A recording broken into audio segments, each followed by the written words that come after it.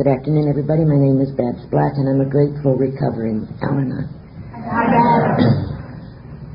I want to thank the speakers who have come before me. I was particularly impressed with Bill last night. Is he here? Of course not. I'm saying this mostly to make him feel bad, but it isn't often that I hear sober members of Alcoholics Anonymous speak so openly, particularly for a large gathering like this, and admit freely that quite often they think with an organ other than their brain. I also have some just enough medical knowledge, the sort that's not of any use to anybody. And I don't know if you realize this, but it seems to tie things together in my mind. It seems that what we come to know in the human male as a moment of passion requires an enormous amount of blood to be rushed to that particular organ. Where do you think the blood comes from? Not the Red Cross. It rushes from their brain to their you-know-what. Now, I must have known that ever since I was a young child. At least I sensed it. So I want to thank Bill for being so honest.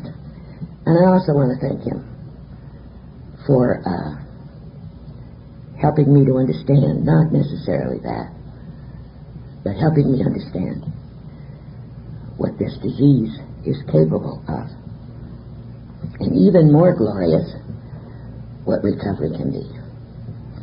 I watched his wife last night at dinner and his kids. And I have the occasion often to meet people in this kind of a circumstance. The kind of showcase families we have, you know the kind. He talks around a lot, and she goes with him. Little kids are in the back seat of the car. And oftentimes when I'm around them, other people aren't. And I see the sickness is still there. They may be not drinking, but what they have is not what sobriety offers. So for this weekend that I'm here, I would hope I do not hear one sober member of AA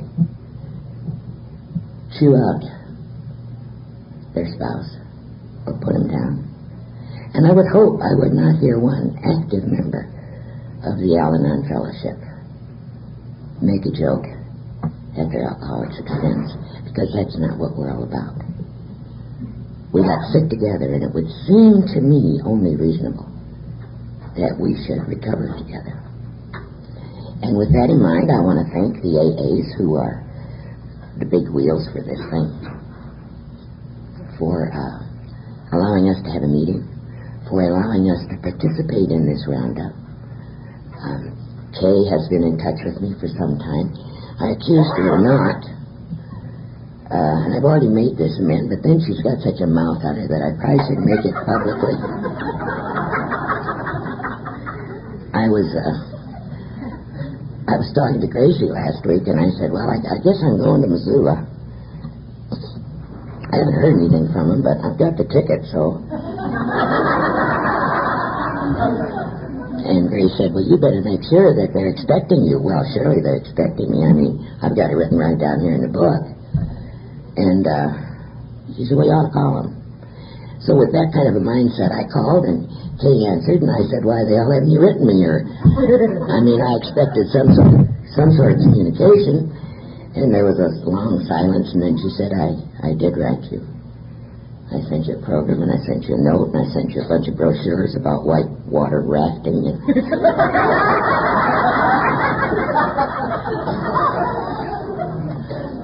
if I could, I would have just cut the phone conversation right there, and sworn it wasn't me. That it had been someone imitating me, because she's right, she did do all that stuff. She did do all that stuff. I have felt, ever since I got to the airport, I felt special. I'll tell you, that's one of the best parts of doing this deal. If you ever get a chance to do it, do it.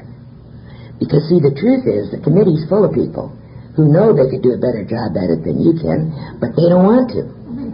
They just don't want to, and if you don't show one of them's going to have to. So it's almost like the second coming. You get off the plane, they say, oh my God, there she is. My prayers are answered. And I know what's behind that, but nonetheless, it really feels good. I think this hotel is terrific. I think the food's great. I think the people that work here are marvelous. I cannot believe that there are three-way bulbs in the three-way lamps. I mean, you live high off the hog in Montana.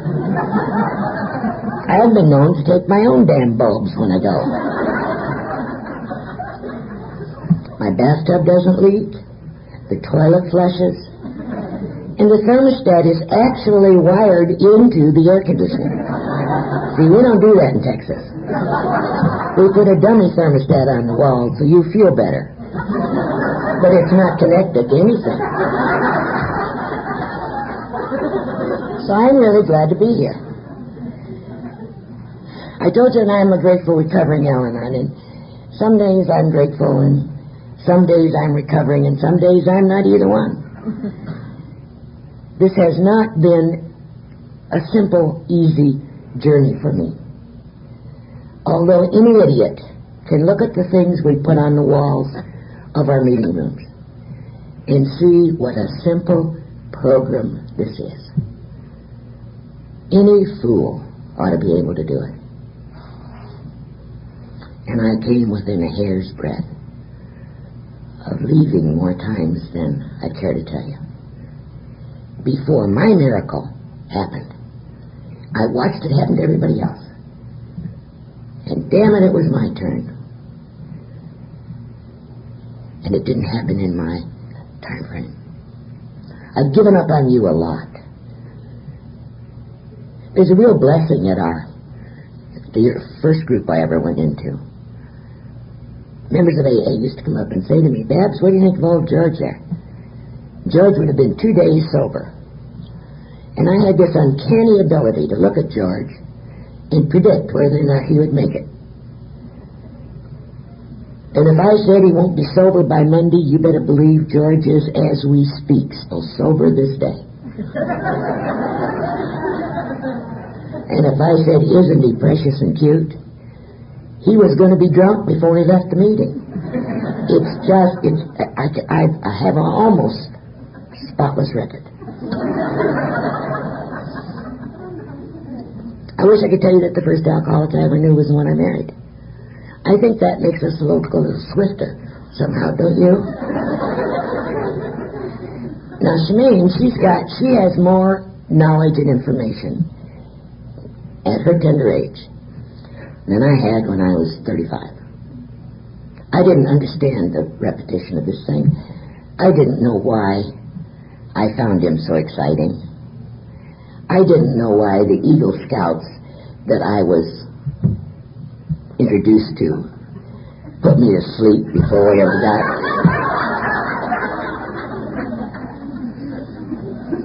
I mean, nothing seems more pointless to me than to spend time with people about whom you don't have anything to complain. Why would you do that? You might as well just stay home and read a book. Because for as long as I could remember, I'd been bitching. Well, I mean, it's just, you do what you're comfortable with, and I was comfortable with that. That explained why I was never the Virgin Mary in the Christmas pageant. No, I mean, if you knew the background, the nuns resented my mother always showing up with a different husband every time we had an open house. And they took it out on me because they couldn't get to her. Of course, the fact that I had breasts in the 3rd grade didn't play anything.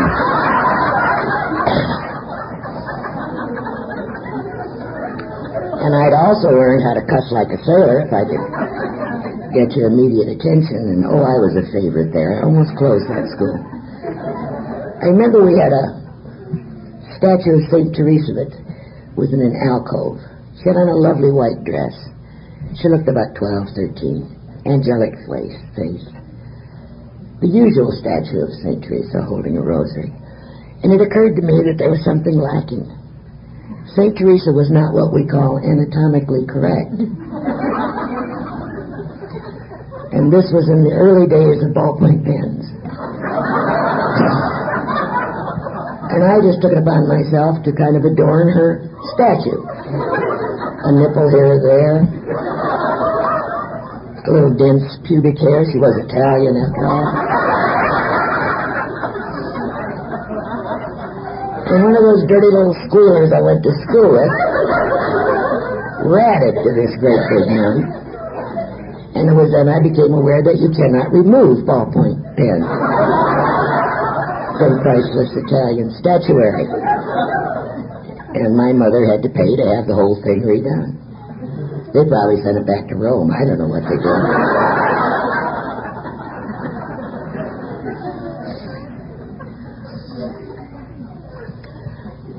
I come to you from Dallas, but you can probably tell that I really wasn't quite born and reared there.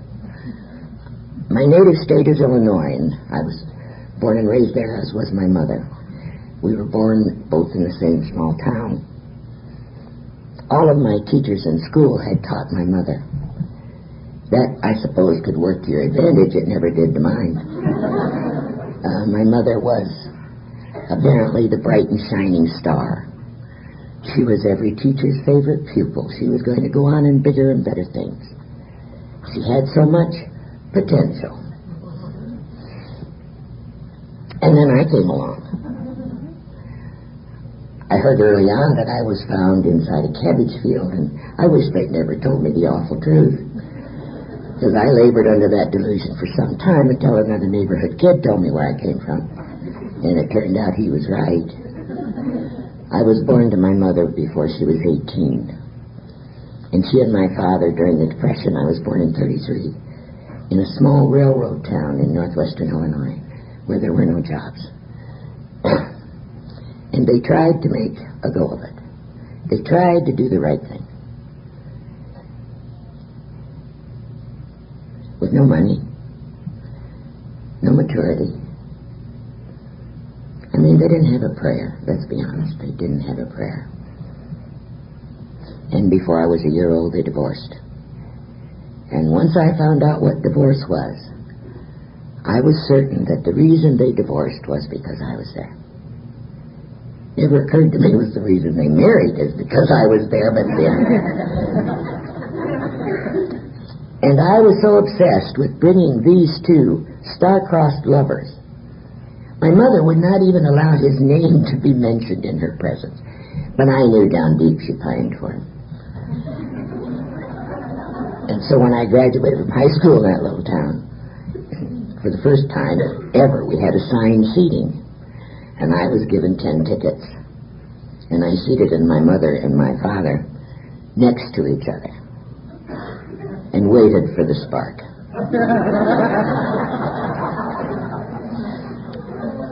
And I was not disappointed.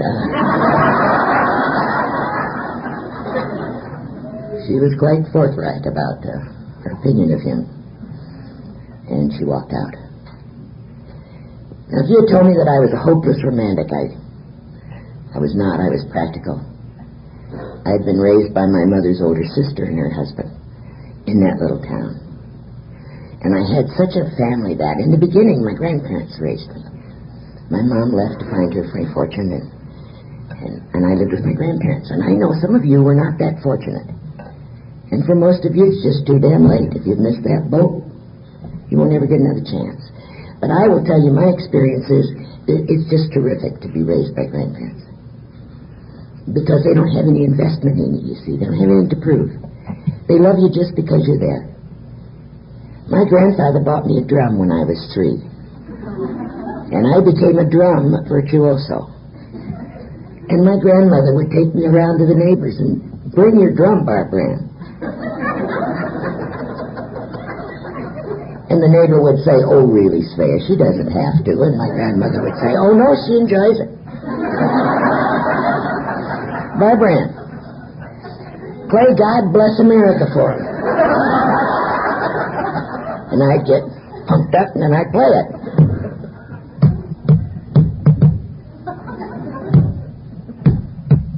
That's how I played the drum. Each note got a little beat from my drumstick. And my grandmother thought I was musically talented. There was talk of getting me a private tutor. I mean, if you have never been raised by grandparents, you missed it. You dismissed it. If my grandmother walked in the kitchen and caught me red-handed, the first thing she'd say is, "Which one of you kids put Barbara Ann's hand in that cookie jar?" Because, see, I was innocent. I was always innocent. And I wonder if each of us, as children of God, don't have the right to start out that way. Because I will tell you, in an alcoholic family, you don't start out that way.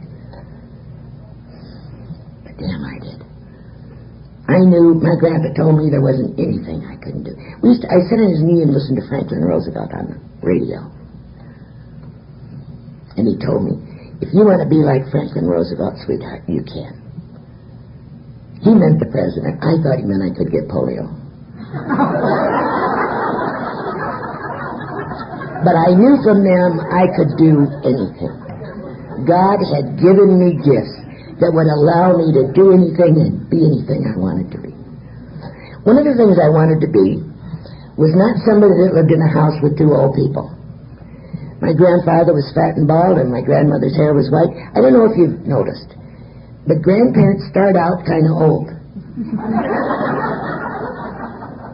And I got so I was kind of ashamed of them.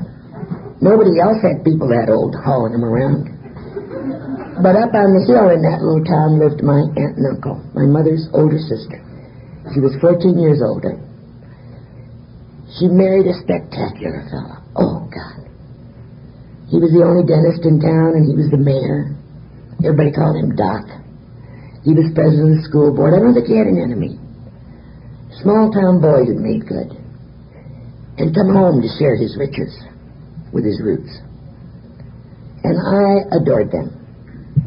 They had two little girls a little older than I, a white Samoyed named Teddy, and a black cat named Smokey Joe. They lived in a two-story house up there. We called that Snob's Knob up there. And out my bedroom window, when I got to go live with them, I could see the beautiful, majestic Mississippi River. I could see the bridge across. I could watch the trucks from Iowa, and the family cars, come over riding high, fill up with cases of booze, and go back with their bumpers dragging on the bridge. One day my prayer was answered, and I was allowed to go up there, and it was just as terrific as I knew it would be. My cousins, Jackie and Jill, and they're cute. Jackie and Jill never did say to me, "You know, I wish you'd never come live here," but surely they must have felt that way. They must have. I was not an easy child. And that's putting it mildly. But it didn't hurt that my uncle was also president of the school board. And so he got me out of many scrapes. I remember saying to a teacher, she must have been 50 years old, and I'm about, I don't know, 6th grade, I guess. And she'd said something that I took offense at. And I said, "You watch your mouth, or by Monday morning you'll be selling shoes." And she backed down. At any rate, my life there was just terrific until I was, I don't know how old, when I became aware something was wrong. There was an undercurrent that I didn't understand. And the thing that was wrong was with my aunt. She was crying at the most inappropriate times. My uncle was seldom there for dinner. He would come later. And my aunt took to putting his dinner in the refrigerator. I would offer to put it in the oven where we could keep it warm, and she said, "No, we don't want it to spoil, Barbara, put it in the refrigerator." So the gravy would congeal into a big glob on top of the potatoes. And then my uncle would come home, and she would haul it out of the refrigerator and set it in front of him, almost daring him to eat it. And he would, because if nothing else, alcoholics have guts.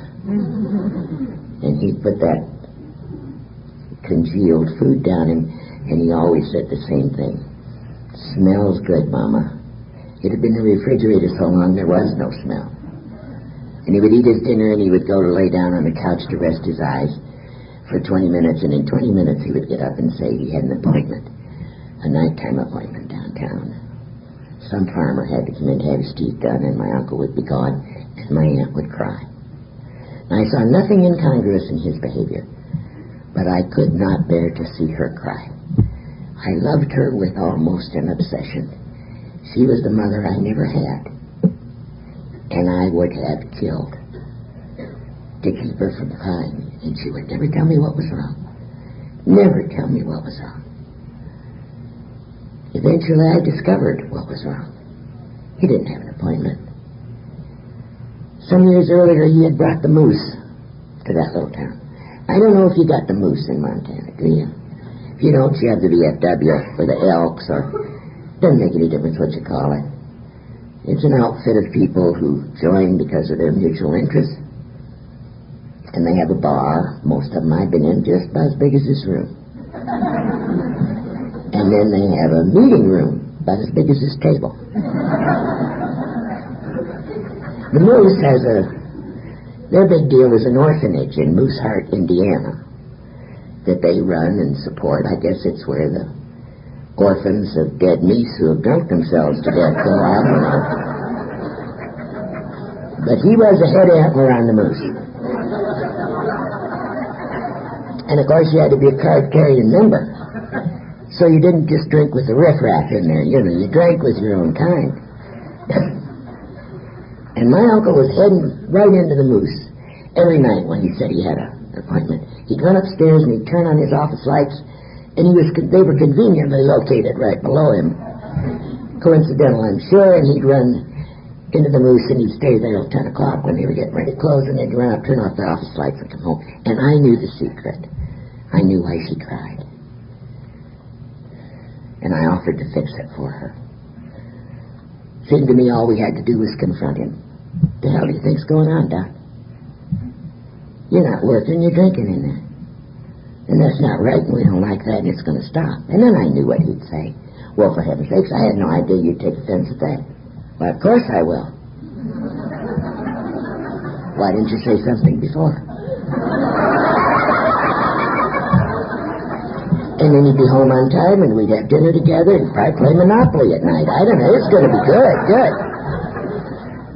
And I offered to take care of that for my aunt. I was about in the 7th grade.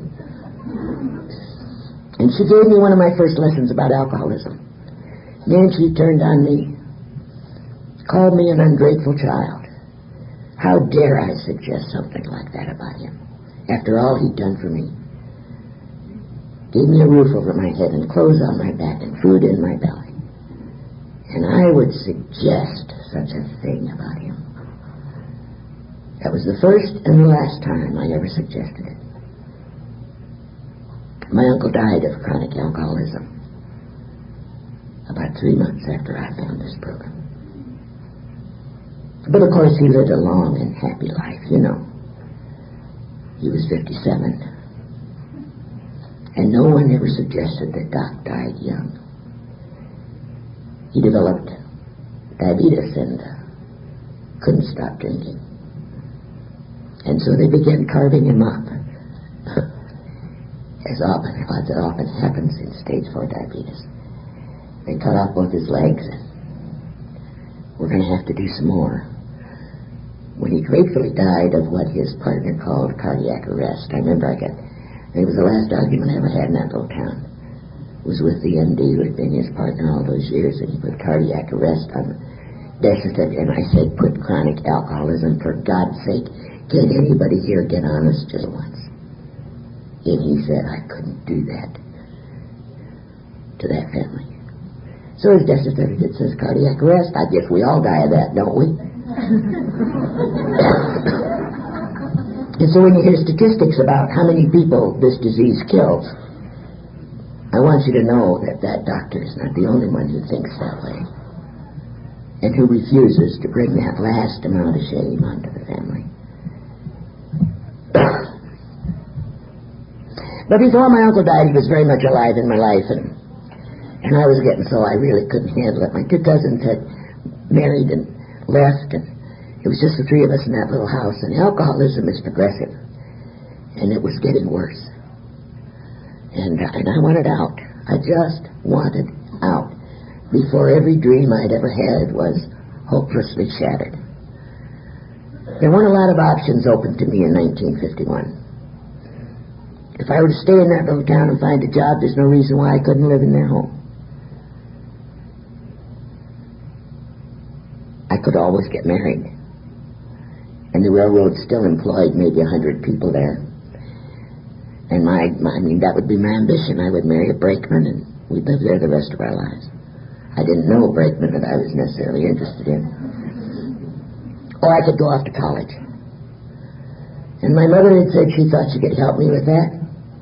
And so I began sending out questionnaires and resumes all over the country, looking for a place that was far from home. I made a life-changing decision based on someone else's drinking. And we do that. That happens every minute of every day, all over this world. I would never in my wildest dreams have thought of the University of Texas as a bastion of higher learning. I mean, you just don't grow up in northwestern Illinois and say, I'm really going to knuckle under here, and maybe the University of Texas will accept me. I didn't even know they had a university in Texas, nor did I give a damn. But they sent me a letter back, and they were far away. And on that basis, and that basis alone, I accepted a deal from them so I wouldn't have to pay out-of-state tuition. And it was within my mother's and my price range. And so I found myself one sunny afternoon aboard a plane on the way to a town called Austin. My aunt and I had shopped very carefully for my college clothes, and I was excited. My life was starting anew now, and this was my second chance. Boy, there'd be no holding me back. I was particularly concerned about my campus debut. You know, I wanted them to realize that they had pretty much a celebrity on their hands here. And I certainly had had more than sufficient education to outshine them. So we got into Carson Perry Scott, and that fateful day I had on my cashmere sweater set. Do you remember those? They're bringing those back. It was a little short-sleeved sweater. It was about 4 sizes too small, and your boobs just fought to get out of there. And then you had this matching cardigan that you threw casually over your shoulders. I had my 100% wool, fully lined, pleated plaid skirt. And, of course, my matching cashmere knee socks. And all this was topped off with my little Bass-Wegian loafers with the little tassel. I'm telling you, I was just precious. God, every shiny surface I passed, I had to stop. And I even looked good from the back. It's just terrific. And then the plane landed in Austin, and I walked out, and it was 165 degrees in the shade.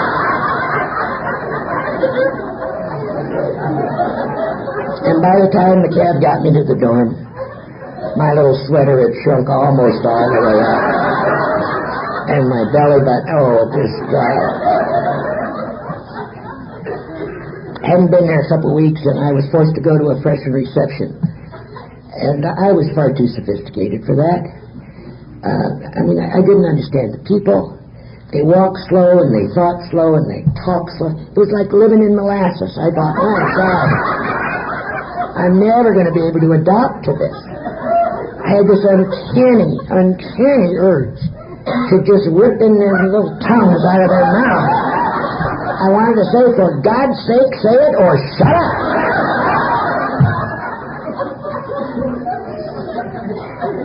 And I had to go to this thing. And it was in a room about this, no, it was bigger than this. It was a gym, Gregory Gym. Why would you name your gym Gregory? Anyway, it was in Gregory Gym. And there was orange and white. That's their colors, orange and white. Can you beat that?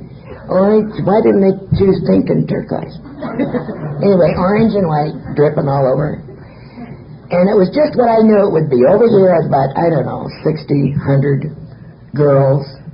This was back in the days of the poodle skirts and the crinolines, little ballerina shoes. I mean, we covered it up so well, you'd have never found it if you were even looking for it. Those skirts stuck out like this. And they're all over there fixing their makeup that nobody's messed with. And over here's these guys. Now, this was 51, as I say. And they were a sorry-looking lot.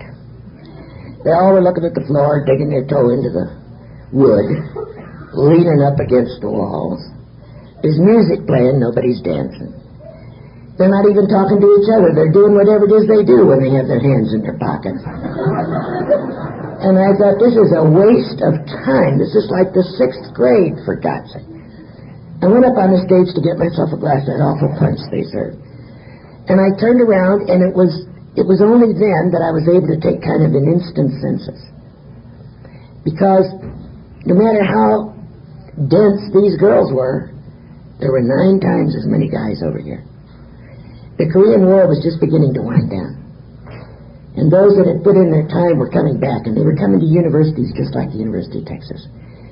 They had spent their tour of duty over there in those womanless jungles. Every last one of them was horny.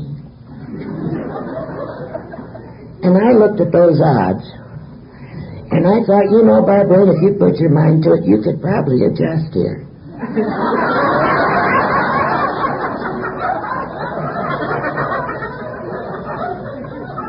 Well, I want you to know I almost adjusted myself right out of the place. Oh, my God. I spent 4 of the most glorious years of my life on the campus at the University of Texas, and I mean that literally. Oh, my. I discovered guys, and they discovered me. And that little medical thing I told you about earlier proved to be exactly true. If you really want to make them stupid, show them how the blood rushes.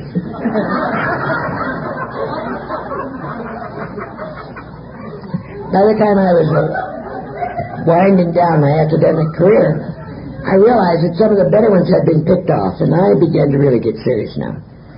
Because I did not want to leave that campus without some sort of a commitment.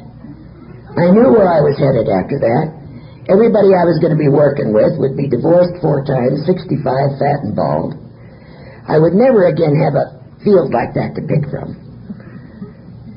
And I really didn't think my criteria was too narrow. First of all, I was terrified that my husband might divorce me, that I might not be up to snuff, you know, and he might leave me. And I was also afraid that I might find myself someday caught in alcoholism like my aunt had been. And so all I needed, really, was a Roman Catholic that knew how to drink. I didn't know that was a redundant requirement at the time. I mean, I started looking. I'm hanging out at the Newman Club all the time. Texas plays Notre Dame, and I'm looking over every one of the Notre Dame players. Even those whose names I could never pronounce looked damn good to me. And wouldn't you know, he was brought to me as the result of a blind date. And he was everything I could ever hope for. First and foremost, he looked really good. And I'm sorry to tell you that's the kind of shallow person I was. But I knew that the better he looked, the better I looked. And I never had enough courage or character to date a real geek. I just couldn't bring myself to. And this guy looked good. And then there was a second thing. He was shy and ill at ease around other people. Well, you give me somebody like that to play with. It's just like Play-Doh in my hand.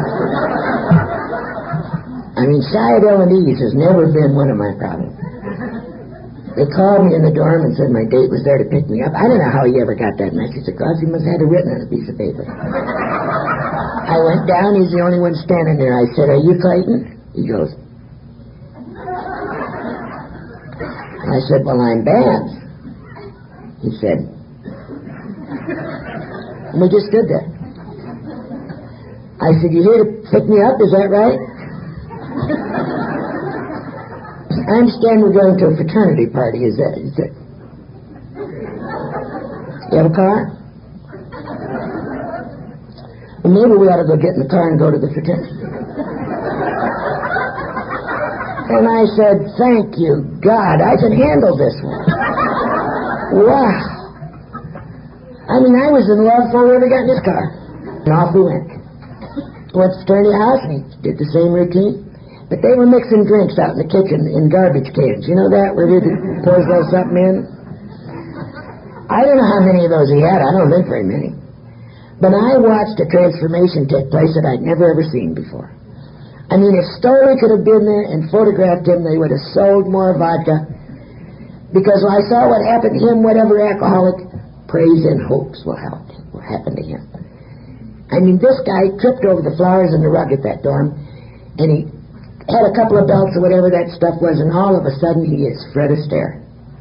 I mean, he is tripping the light flame. He is dancing with everything that holds still long lampposts. God, he was terrific, and he's doing a good job. And he was funny. He was at ease. He had awe. And I said, I want that one. I really want that one. I haven't seen anything that comes anywhere near that. And I'm kind of running out of time. I mean, I was no young woman. I was, 20? Oh, yeah. I could feel my ovaries atrophying as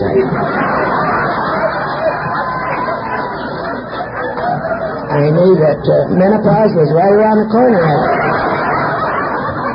If I was going to do this deal, I'd better get with it. And besides, I saw in him such potential. Oh, God help us. You know, I never did find another living soul that saw that potential in him, but man, I did. He was a little rough around the edges, but all he needed was a little tender, loving care from a good, strong woman. And I was willing to do that. And so we were married. We went through all the pinned and engaged, and all that stuff. But one fine day we were married at a nuptial mass in Houston, Texas. We were married by two priests, his priest and my priest, because we couldn't agree on a priest. See, now, I think to the normal human being, that might have suggested that we might be facing a few difficulties here.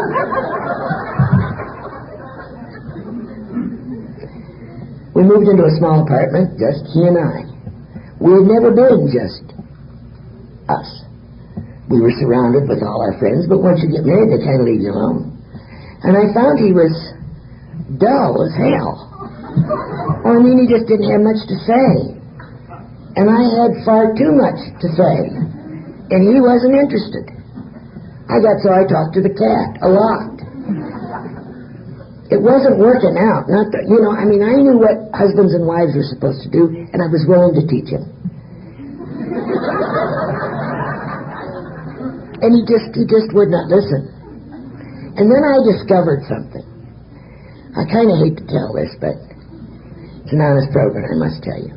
We were talking about that blood rush, Well, there was a time during that when they will agree to anything you ask.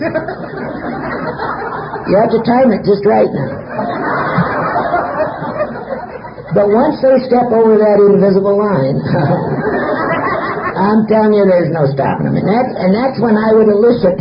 That's when we had our chats. Because I indeed did have his attention. There's no question about that. And he would say, yes, oh, yes, Of course, tomorrow he'd do whatever he wanted to do, and then I'd say he broke his promise. And that's how I'm trying to watch this time. Lord, am I divorced yet? Oh, God, it's 3 o'clock. I gotta get to rest. Drinking was not a problem early in our marriage. Money was. My husband drank a lot before we ever married. And when I questioned him about it, he explained that he was pretty much sexually frustrated. I don't know, it kind of backed up, or I forget what he told me. But it made sense to me. And that once we were married and he was free to satisfy his sexual appetites, well, then I discovered that he drank even more because he was so damn happy that... And we began to argue about the money. Then I knew what we needed. We needed a child. That would bring some stability to this marriage, and any fool could see that. As I told you, we were Roman Catholic. I don't know why we hadn't had a dozen by then at the time. I mean, the church has it, it's stacked against it. Let's get real. We're talking rhythm here with a pope that doesn't even dance.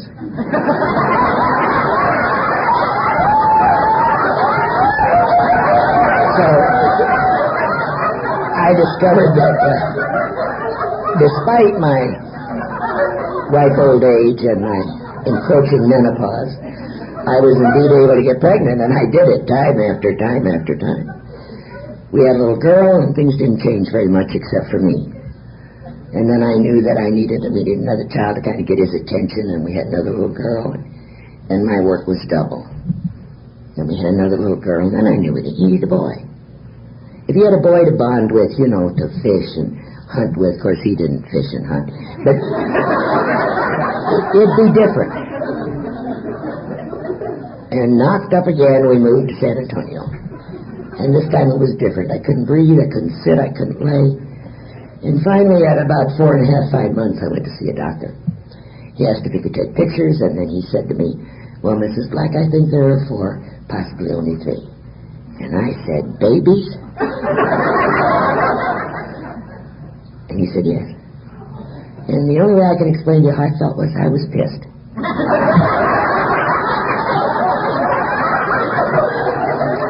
I had 3 kids under 4. And I would take them to grocery stores. And this was back when we were talking about polluting the earth with overpopulation and. And I would take them to grocery stores, and little blue-haired ladies with tight lips would say to me, "Are those all yours?" And I would say, "No, I run a daycare." I just didn't like the looks they gave me. And now they're coming in litters, and I don't think that's right. But as I was driving home, Mother Nature does things to people like me, and I began to think about that. If he thought there were 4, there could be 5. And this was before the pill or anything, no fertility drugs or anything. I mean, it's a big deal if you had 5 babies all at once. That meant the government would come and build a wing on your house, and the Gerber truck would come up and dump out all this baby food, and diaper people would give you all the kids to go to college. We'd be on Life magazine, I knew that. The tour bus from Missoula, Montana would drive up. These senior citizens want to see where the little quints live. So by the time I got home, I was really excited. I mean, I thought, well, how could we be so lucky? And I ran in the house. He was babysitting the kids. I could see him locked out there in the backyard. And I went in, and he had just enough beer that he looked fuzzy to me. Now, I don't know if many alcoholics understand that, but invariably there's an al-anon or 2 that have had that experience. I seemed to be able to tell how much he'd had to drink by how fuzzy he looked to me when I had had nothing. And I walked in, and he had just that little soft glow, where he was not really feeling too much pain. And he said, well, what did the doctor say? And so we kind of both hoped it was a tumor. And I said, well, the doctor says there are 4, possibly only 3. And for the first time, but not the last, I saw instant sobriety. I'd never even heard of it. But I want you to know, I dropped that on him, and he just jerked like that. And he was as sober at that moment as he's ever been in his life. He looked me dead in the eye, and he said, "My God, Babs, what have you done to me now?" And I felt guilty, And I'm sorry to tell you, I carried that guilt a good long time in al-anon. I had somehow gotten in the way of this boy's promising career. I don't know what the hell happened to his potential, but it sure didn't seem to be around anywhere. And we were struggling, both of us. We didn't have 4 or 3, we had 2. A little boy and a little girl. They weighed 1.5 pounds and 2 pounds. And for many years, they were the smallest surviving babies born in Bexar County. If someone had said to me at that time, "Babs, why don't you ask God what His will is for you and ask Him for the power to carry it out?" I would say they were crazy. I knew what God's will was. God's will was that those babies survive. God's will was that we'd be able to bring them home. And that's what I prayed for. And a loving God answered our prayer. And 4.5, 5 months after they were born, they reached a birth weight sufficient that we were able to bring them home. And that meant we had 5 children. And the oldest had not yet reached her 5th birthday. my husband got a traveling job, and I discovered I didn't like kids very much. And a period of my life that I have been gratefully relieved of memory of. I really don't know how those children ever survived those years, because I really wasn't there. I thought I was, but I wasn't. No matter where we lived, there was always some old bat lived down the corner somewhere. She had 2 little runny-nosed kids that bothered her. So she would say to them about 10 in the morning, "Go on up and play at the black. She won't even know you're there." And I didn't know they were there. Those years are truly, really a blur. I know that I did have a rather intimate, emotional encounter with Captain Kangaroo. Well, he just looked damn good to me. I can simplify those years by saying that I was 37 years old before I had a bowel movement in a room by myself. And those of you women who have raised children, you know exactly what I mean. I have had other people's children sitting on my lap asking pertinent questions with their banky while I'm trying to get myself regular. And I suppose as we speak tonight, this afternoon, they're adults now, and I'm sure they're somewhere laying on a psychiatrist's couch trying to explain about this weird woman lived at the top of the hill, used to take them in the bathroom. God, I hope they don't have their memory returned so that they remember my name. My husband's alcoholism was such that he just kept getting better jobs and making more money. There's nothing more maddening to a purist like myself. I would argue with them every weekend. You can't work 2 days a week, buddy. I mean, they've got your number. They're going to throw your butt out of there. And then we're going to be on welfare. You can't keep this up. And one day he'd come home, he'd say, "You're right, I don't work for them anymore. I've gone across the hall and I'm making $10,000 a year more and I have a title." And that happened time after time after time, and it just infuriated me. I found that I had so many feelings during this damn vicious disease that I soon stopped feeling. Many of us do that. I just shut down. I couldn't handle it anymore, and I just shut down. And so when we finally came to Dallas in 1967, we had 6 children, best job we'd ever had. We had all those outside things that say you are a success. But our world was beginning to crumble. I'm being called up to school by my children's 12-year-old teachers. I don't think they were much older than that, who are suggesting perhaps there's something going on at home because my children are acting out at school. And I didn't go for anybody for help because I knew there was no help. I knew that life was a bitch. I knew that the best part of my life was over. I couldn't expect it to be good forever. I knew each day was going to be worse than the day before. And if it hair-lipped the Pope, I was going to hang on till the bitter end. And I would make his life as miserable as mine was, if I could possibly do that. And that was the attitude I had when I came to my first Al-Anon meeting. For no apparent reason, on a Monday morning, my husband went to the Dallas Council on Alcoholism to talk to a fellow there about a friend of his that he was worried about. He was worried about the friend's drinking.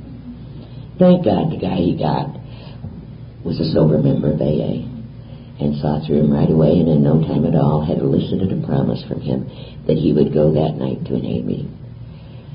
And then he called me and told me to bring him. And that's the only reason I did.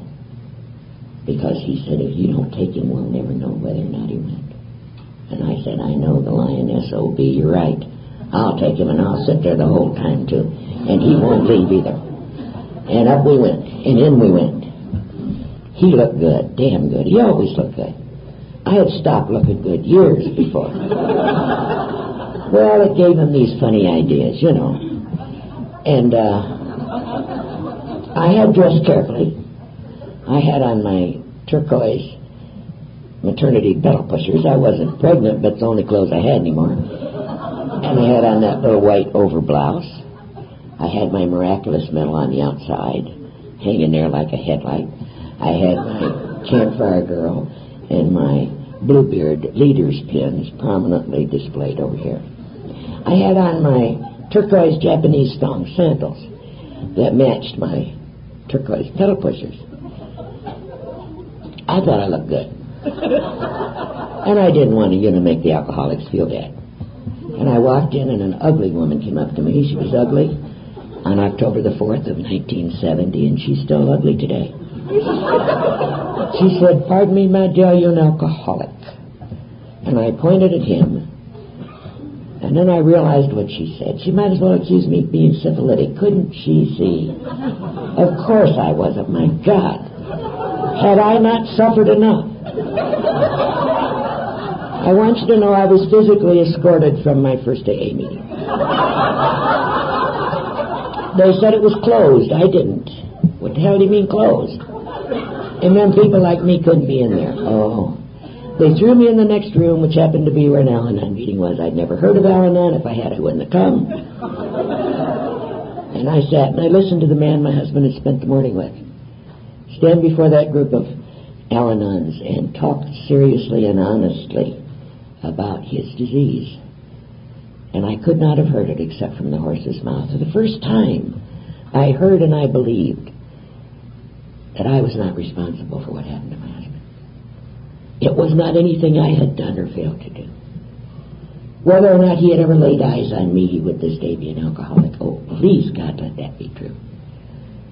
Please, God, let it be true. I walked away from that meeting that night with just a smattering, not a lot, but a smattering of hope.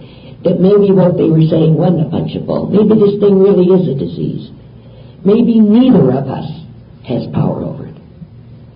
And maybe if he's able to do what they say, his life can change. And maybe if I can do what they say, my life can change.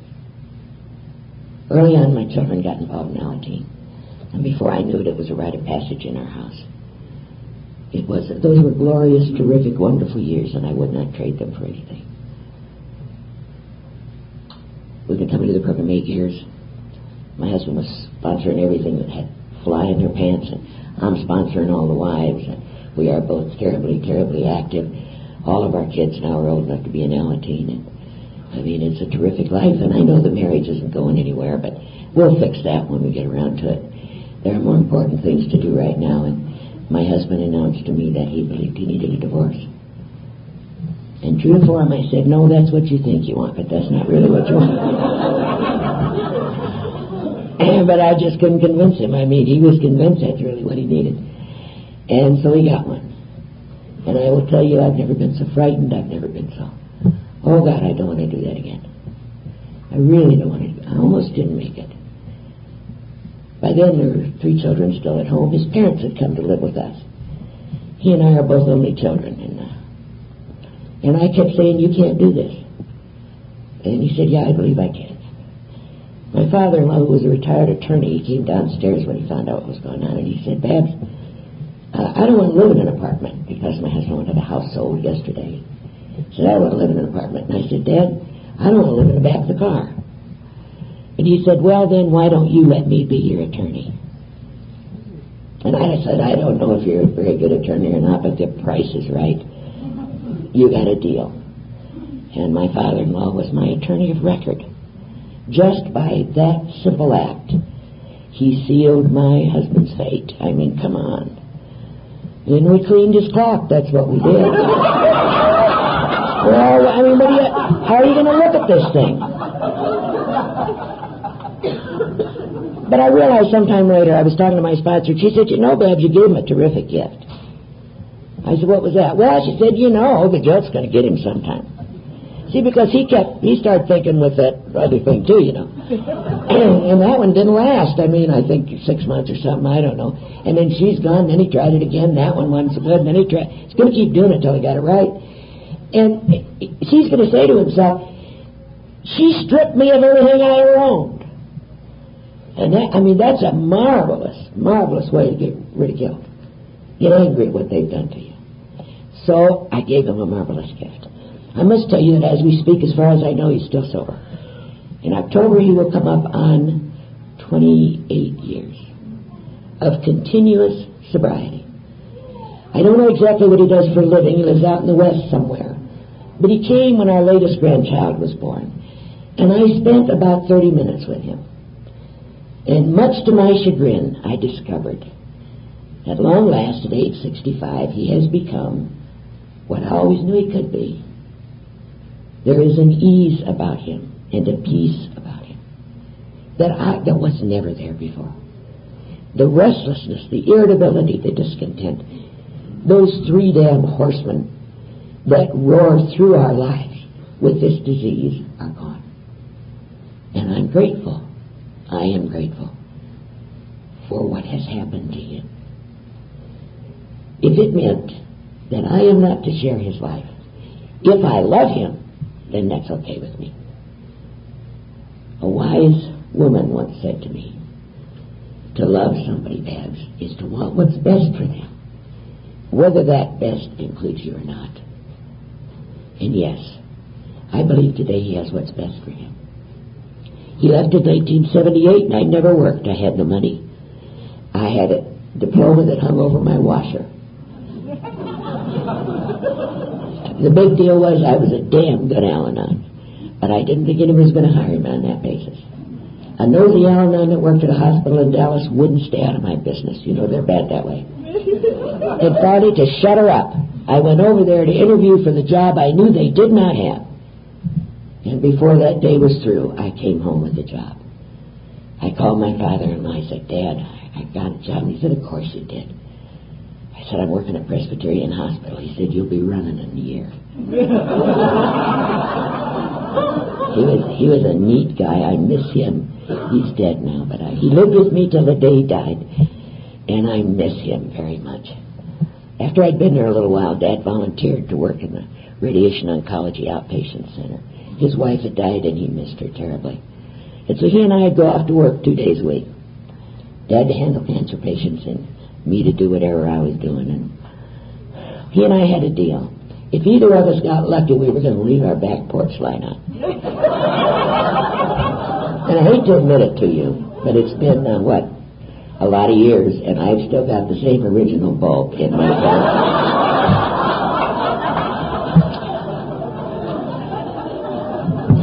This recovery that we're all caught up in is progressive too, you know. And I want to tell you that although your life will not be easy, and there will be a lot of things that happen to you as have happened to me that I don't believe were fair, I don't think I deserved them, but with a loving God beside you, you can do anything. I have come to understand my own few limitations only since my husband left. And I am more pleased with who I am and what I can do than I think I ever would have been for. Our children are all fine and healthy, growing and have children of their own. And true to form, the girl twin Christy, 3 weeks ago, married her own wet alcoholic. So here we go again. Why would God waste all this recovery on just an ordinary jerk? Our 2 sons are sober members of AA, and they've already been working on poor Doug. Bless his heart. His days are numbered. I want to thank you very much for being so kind and for making me feel so welcome here. If you ever find yourself down in Dallas, I'm in the phone book. Give me a call. I'll take you to a meeting. It'll be a hell of a meeting. Afterwards, we'll go out to have a cup of coffee, split a piece of pie, and we'll talk and figure out how to fix your group. Thank you very much.